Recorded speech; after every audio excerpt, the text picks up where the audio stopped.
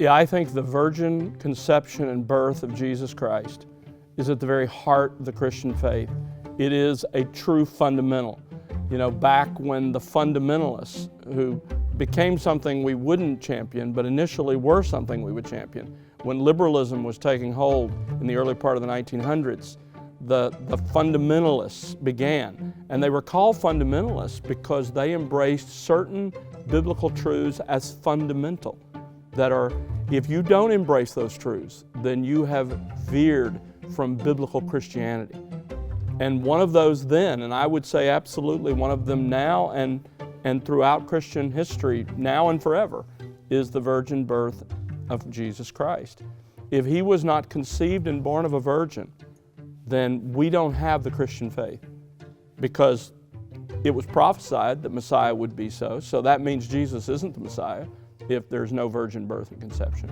It also means that he was not a divine being who added humanity, because there was no other way for the eternal Son of God to add humanity than the virgin birth and conception.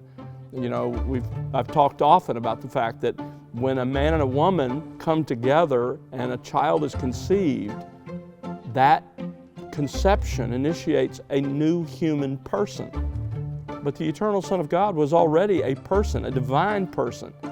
He didn't need to become a second person. He needed to continue to be the divine person he was, but to add human nature. The virgin birth is the only way that could happen.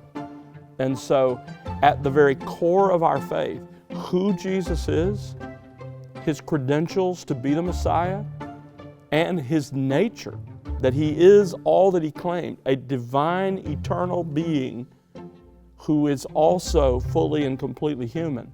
The only way that that can happen, and therefore the only way we have a gospel, is through the virgin birth and conception of Christ. And if those didn't happen, then we have no Messiah, we have no Savior, we have no gospel, we have no faith.